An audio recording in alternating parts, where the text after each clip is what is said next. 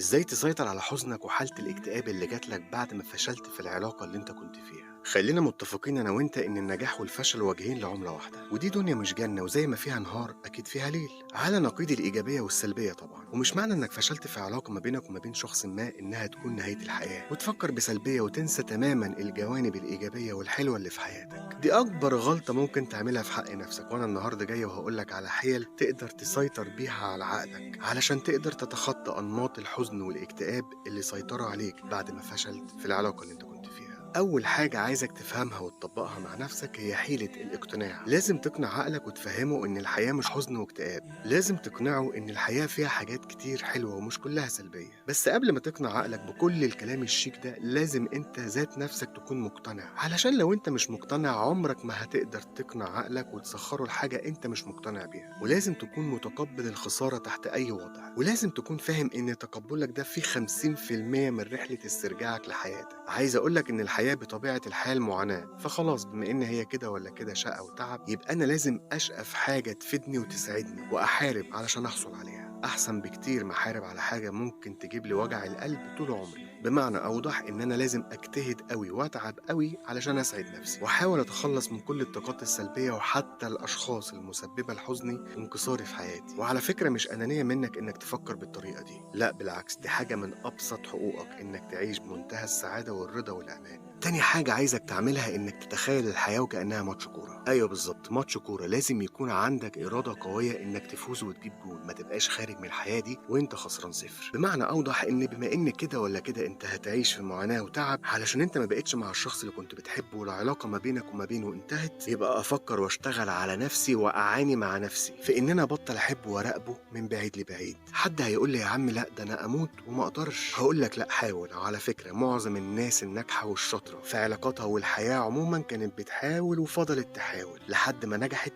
وجابت جون. طب هقول لك على نجاح مهم جدا انت محققه بس مش واخد بالك منه. اليوم اللي بيعدي عليك وانت مش مع الشخص في العلاقة اللي فشلت ده في حد ذاته نجاح، انك قدرت تعيش من غيره يوم كامل مع مراعاة أعراض الانسحاب والحزن والاكتئاب الشديد اللي انت بتعيش فيهم بسببه. وبما إنها كده صعبة وكده صعبة فأنا هختار الصعب اللي هيساعدني على التخطي. آخر حاجة عايزك تطبقها مع نفسك، بطل طول الوقت إنك تهتم بالنتيجة اللي بتوصل لها، اهتم بإنك تحاول تحافظ على استمراريتك. يعني لو أنت بتحاول طول الوقت إنك تتخطى، حاول جاهدا إنك تستمر على فكرة التخطي. ما تجيش بعد شوية وقت ولو يكن مثلا شهر وتقول الله أنا بحاول بقالي شهر أتخطى ومع ذلك لسه ما تخطيتهوش ولا حتى نسيته، لأن مجرد التفكير في نتيجة اللي أنت بتعمله ده هيرجعك لنقطة الصفر من البداية تاني. المهم إنك بتحاول وبتحافظ على استمرارية محاولاتك، مش قاعد حاطط ايدك على خدك وبتقول عايز اخرج من الاكتئاب وابقى سعيد زي كل الناس واتخطى حزني وتعبي من العلاقه اللي انا كنت فيها وانت اصلا ما بتحاولش انك تعمل اي حاجه علشان تحقق نجاح التخطي ده. لان اصلا الموضوع كله عايز شويه مثابره وجهد، وزي ما قلت لك الحياه اصلا بطبيعتها معاناه،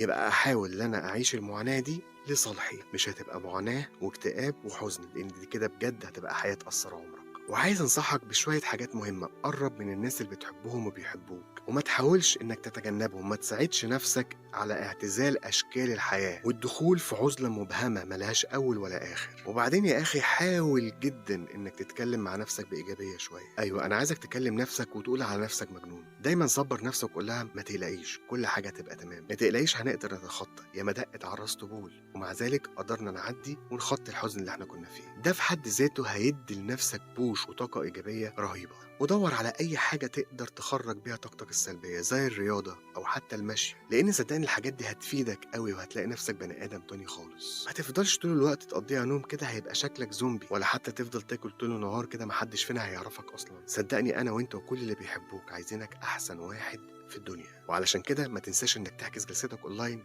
على الانستجرام.